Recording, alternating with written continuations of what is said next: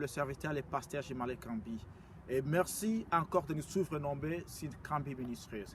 Une fois de plus, je viens devant vous, bien-aimés, pour nous exhorter, pour parler et pour nous édifier mutuellement.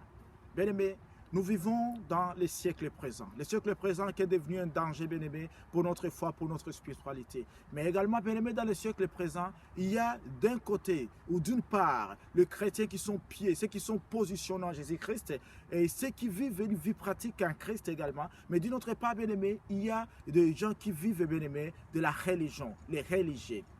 Alors, au travers, bien-aimé, cette opportunité, j'aimerais venir auprès de vous, bien-aimé, pour parler, bien-aimé, de 12 manières pour repérer, bien-aimé, un religieux. Alors, à travers ces 12 manières, bien-aimé, je vais également, bien-aimé, relever cela à travers 12 indicateurs. Alors, le premier indicateur, bien-aimé, qui nous permettra, auquel nous allons nous atteler au cours de cette série, qui va continuer, bien-aimé, pendant ce mois et les mois qui vient, ce sera, bien aimé, le premier indicateur, bien aimé, et qui nous permet de relever, de repérer, bien aimé, religieux, c'est quand, bien aimé, quelqu'un qui se dit qu'il est en Christ, mais il veut paraître au lieu d'être. Alors, sans toutefois tarder, bien-aimé, nous allons ouvrir la parole. Si nous lisons la parole, bien-aimé, à plusieurs places, la Bible nous montre, bien-aimé, les gens, bien-aimés, qui se réclamaient être chrétiens alors qu'ils n'étaient que d'apparence. Il s'agit de cette reproche que Jésus reprochait souvent aux pharisiens. À leur montrer, bien-aimé, qu'ils suivaient des traditions, des règles, des us et des coutumes, mais que leur cœur, bien-aimé, n'était pas attaché, n'était pas fondé, n'était pas enraciné en Dieu. Également, la Bible nous donne l'exemple des enfants des sacrificateurs Élie, c'est lui bien-aimé Ophné et Phinéas, c'est lui bien-aimé, ceux qui exerçaient l'œuvre de Dieu, mais d'une manière apparente, et non pas d'une manière bien-aimée profonde, d'une manière bien-aimée qui était réelle, d'une manière qui était ancrée en Dieu. Alors, exactement, donc les versets de référence que nous allons lire aujourd'hui, c'est les versets qui se rapportent dans Actes des Apôtres, l'Acte des Apôtres, le chapitre 19, le verset 13 jusqu'à 15. Nous lisons au nom de Jésus-Christ. Quelques exorcistes juifs ambulants essayèrent d'invoquer sur eux ceux qui avaient des esprits malins le nom du Seigneur Jésus-Christ en disant « Je vous conjure par Jésus que Paul prêche ». Ceux qui faisaient cela étaient cette fils de Sheva, juif, l'un des principaux sacrificateurs. L'esprit malin leur répondit « Je connais Jésus et je sais qui est Paul, mais vous, qui êtes-vous » Il s'agit de cette question, bien-aimés, nous demandons. Même les esprits malais, bien-aimés, il y a des fois qui connaissent qui est Jésus. Parce que Jésus, c'est le nom le plus puissant.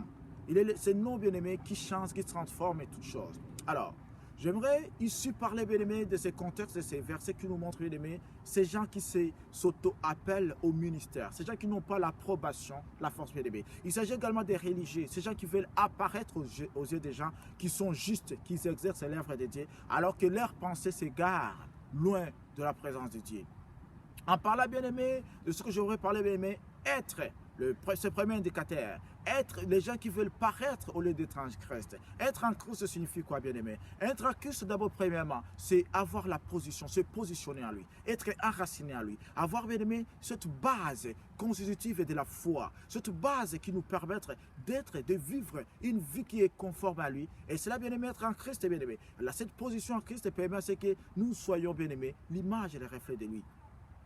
Deuxièmement, il s'agit également d'avoir ce qu'on appelle la vie pratique du croyant. Cette vie pratique, bien aimé, qui consiste à travers les actes, les actions, les paroles et toutes choses, bien aimé, qui se rapportent, qui est conforme, rassemble à Jésus-Christ. Et cela permet, bien aimé, pourquoi? Que nous marchons dignement de Christ, nous marchons également dignement de l'évangile, comme il dit dans sa parole, et que nous marchons également dignement de Dieu. Alors, bien aimé, il s'agit, bien aimé, pourquoi si quelqu'un, nous font parler si quelqu'un est religieux. Quelqu'un est religieux, peuple de Dieu, lorsque, bien aimé, il ne tient pas compte aux éléments constitutifs de la foi chrétienne et de la vie en Christ. Et ces éléments, bien aimé, constitutifs sont nombre de trois. Premièrement, bien aimé, il s'agit de ce que nous appelons, peuple de Dieu, la prière. Une prière, bien aimé, qui doit être conséquente. Une prière qui doit être efficace. Une prière qui doit être faite avec foi. Et quand une prière, bien-aimé, est faite au niveau de ces trois dimensions, il s'agit de cette prière qui permet, bien-aimé, à ce que nous puissions même toucher le trône de grâce. Mais un religieux, bien-aimé, il fait sa prière pour paraître. Il fait sa prière, bien-aimé, pour ses besoins en cas de besoin. Alors que la prière, bien-aimé, doit être notre style de vie, doit être, bien-aimé, notre mode opératoire dans ce siècle présent dans lequel nous vivons. Et deuxièmement, bien-aimé, le deuxième caractéristique, bien-aimé, il s'agit des jeunes. Lorsque, bien aimé, le jeûne devient un problème. devient toute une difficulté. Lorsque les gens bien-aimés, le jeûne est jeté ce qu'on appelle au calendrier grec. Le jeûne bien-aimé n'est plus sujet d'actualité. Mais un chrétien bien-aimé, c'est lui qui est en Jésus-Christ. Jésus nous montre dans sa parole, il jeûnait, il priait. Lui qui était Dieu bien-aimé. Il priait et il jeûnait. Pourquoi? Pour son efficacité. Pour bien-aimé, à ce que sa vie, sa nature puisse être bien-aimé constante, ne puisse pas être altérée. Pour que sa nature bien-aimé puisse demeurer, cette nature bien-aimé qui doit impacter les nations et impacter les peuples. Et troisièmement, bien-aimé, lorsque l'aspect constitutif de la vie chrétienne, bien-aimé, n'est pas respecté, il s'agit de la lecture de la parole.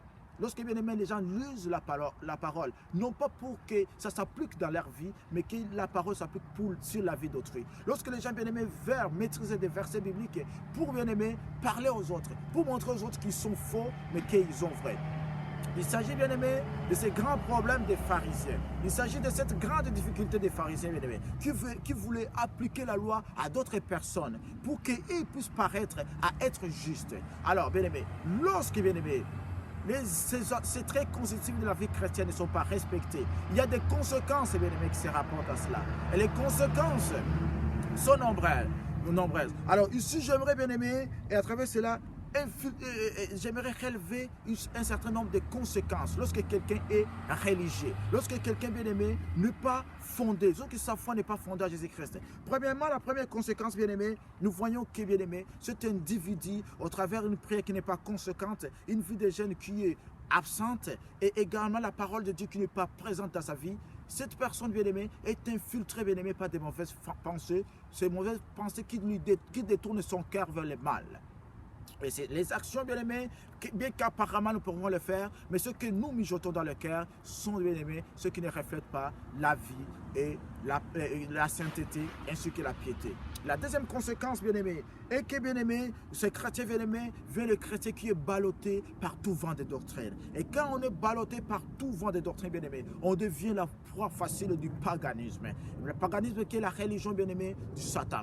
On devient également la proie facile, bien aimé, des doctrines des démons. Et c'est pour cela beaucoup courent derrière les miracles. Beaucoup courent, bien aimé, derrière les gens qui leur donnent la prophétie. Pourquoi? Parce qu'ils n'ont pas de la base, bien aimé. Ce n'est pas mauvais de courir des gens qui vont nous prophétiser. Mais il faut d'abord avoir la base à Jésus-Christ. Car c'est en Jésus-Christ que nous devons croire et non pas croire aux hommes. Il s'agit de cette autre conséquence, bien aimé, de mettre plus de conséquences, plus de confiance, bien aimé, à ceux qui exercent la parole de Dieu et non pas mettre plus de conséquences à celui qui donne la force, qui donne l'être, qui donne le mouvement et qui donne la vie. Également, la troisième conséquence, bien aimé, à rattacher à cela, bien aimé, est que, bien aimé, on fait l'apparence de vivre spirituellement alors qu'on est mort. Il s'agit de cette reproche que Christ, bien-aimé, reproche à l'église de Sardes, en montrant, bien-aimé, que beaucoup, bien-aimés, font, bien-aimé, semblant comme si ils vivent spirituellement alors qu'ils sont morts déjà en Christ. Alors, la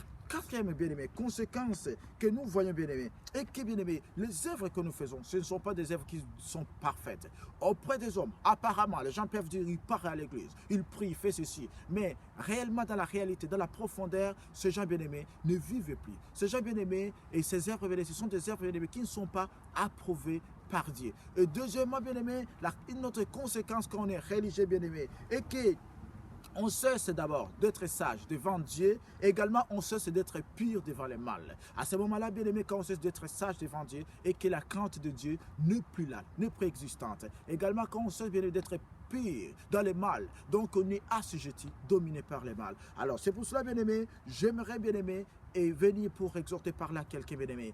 Ce sont d'être des religieux. Que les actions, que les actes que nous faisons, bien-aimés, soient des actes, bien-aimés, qui soient dignes de ceux qui marchent dignement de Jésus-Christ, de ces gens, bien-aimés, qui marchent dignement de l'Évangile et qui marchent dignement de Dieu. Cela permettra, bien-aimés, à ce que nous soyons enracinés en Christ, nous soyons bien positionnés. Également, que notre vie pratique soit une vie, bien-aimée, pratique de ceux qui sont en Christ, de ceux qui vivent, bien-aimés, de la volonté de Dieu, de ceux qui vivent, bien-aimés, de la gloire et de la puissance de Dieu. Cela permettra, bien-aimés, à ce que nous soyons efficaces et qu'à Christ viendra, que nous soyons à l'aise avec lui. Il s'agit de quelque chose de très important que nous devons faire, de toujours veiller sur nous, d'appliquer, bien aimé, ce que la parole nous dit et non pas appliquer ce que nos pensées, ce que nos idées veulent. Ne cherchons pas à apparaître devant les hommes, mais cherchons à être en Christ. Ne cherchons pas à apparaître devant ceux qui vont nous apprécier. Mais cherchons, bien-aimés, à être positionnés, à vivre une vie conséquente, une vie pratique avec Jésus-Christ. Merci beaucoup. Que Dieu vous bénisse. À très bientôt.